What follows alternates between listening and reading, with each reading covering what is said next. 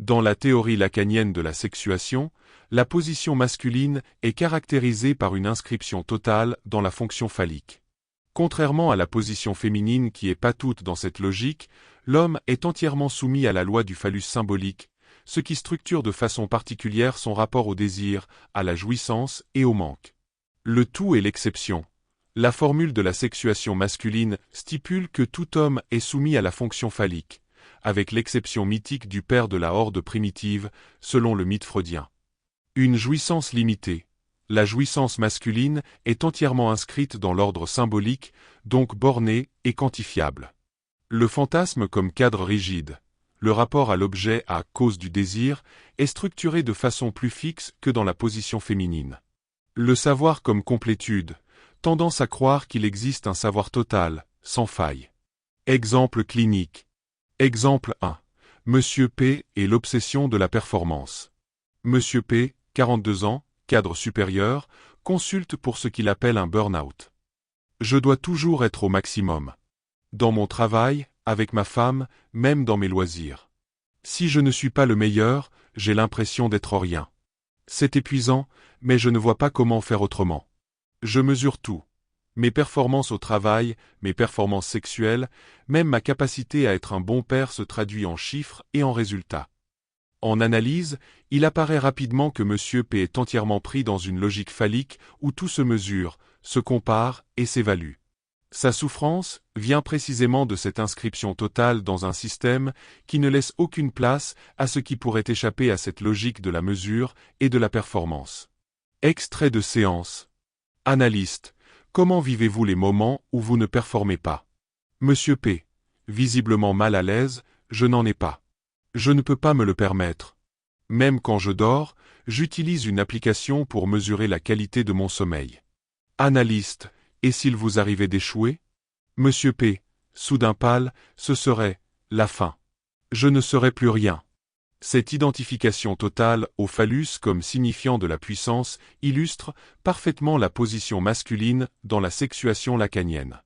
Exemple 2. Marc et l'angoisse de la castration. Marc, 35 ans, vient consulter pour des problèmes d'érection qui sont apparus après une promotion professionnelle importante. C'est incompréhensible. J'ai enfin atteint le poste que je visais depuis des années, et c'est là que mon corps me lâche. Je me sens humilié, diminué, comme si je n'étais plus un homme. Dans son travail analytique, Marc découvre que sa promotion l'a confronté à l'angoisse de castration typique de la position masculine. Maintenant qu'il a tout, il redoute inconsciemment de tout perdre. Sa puissance sexuelle, directement liée dans son inconscient à sa puissance professionnelle, devient le lieu où se manifeste cette angoisse. Au fil des séances, il associe cette situation à la relation avec son père, figure écrasante de réussite qu'il a toujours craint de décevoir ou de dépasser. La logique phallique se manifeste ici dans sa dimension de rivalité édipienne jamais véritablement dépassée. Exemple 3. Jacques et l'amour comme possession. Jacques, 50 ans, consulte suite à une séparation douloureuse. Je ne comprends pas ce qui s'est passé. Je lui ai tout donné. Une belle maison, des voyages, des bijoux. J'ai toujours été fidèle. Et pourtant, elle dit qu'elle est tout fait, qu'elle ne se sentait pas vue. Je l'aimais pourtant, elle était tout pour moi. Le discours de Jacques révèle une conception entièrement phallique de l'amour, basée sur l'avoir et la possession. Il n'a jamais pu concevoir que sa femme puisse désirer autre chose que ce qu'il pouvait mesurer et quantifier. La dimension énigmatique du désir féminin lui est restée totalement étrangère. En séance, il répète « Qu'est-ce qu'elle voulait de plus ?» Question qui marque précisément son incapacité à imaginer un désir qui ne s'inscrirait pas entièrement dans la logique phallique de l'avoir. Exemple 4. Thomas et la peur du vide. Thomas, architecte de 38 ans, présente une angoisse particulière face aux espaces vides. Dans mes conceptions, je ne peux pas laisser d'espace non défini. Tout doit être fonctionnel, nommé, utilisé. Un espace sans fonction me donne le vertige. Ma compagne me reproche de remplir notre appartement d'objets, de ne laisser aucun vide, mais je ne peux pas faire autrement. Cette horreur du vide illustre parfaitement la logique phallique qui ne peut concevoir le manque que comme un défaut à combler, et non comme un espace créatif. En analyse, Thomas réalise progressivement que cette compulsion à remplir l'espace traduit une angoisse plus profonde face à ce qui échappe à la maîtrise et à la nomination. La logique phallique dans la relation thérapeutique. La position masculine entièrement inscrite dans la logique phallique se manifeste également dans le cadre analytique. Rapport au savoir de l'analyste, tendance à attribuer à l'analyste un savoir total, une maîtrise complète, puis déception inévitable face à cette attente impossible.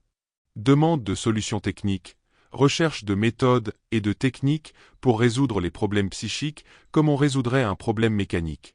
Résistance à l'équivoque, difficulté à accepter l'ambiguïté, les interprétations ouvertes, insistance sur les définitions claires et univoques. Exemple de séance illustrative. Patient. Vous n'avez pas répondu à ma question de la dernière fois. Je veux savoir exactement pourquoi j'ai cette angoisse et comment m'en débarrasser. Analyste. L'analyse n'est pas un savoir qui se transmet ainsi. Patient. Coupant. Je paie pour obtenir des réponses, pas pour plus de questions. Soit vous savez et vous me le dites, soit vous ne savez pas, et alors à quoi servez-vous? Cette position illustre parfaitement la logique du tout ou rien, caractéristique de la position masculine dans la sexuation lacanienne. Implication sociale et culturelle. La logique phallique masculine imprègne également de nombreuses structures sociales et culturelles.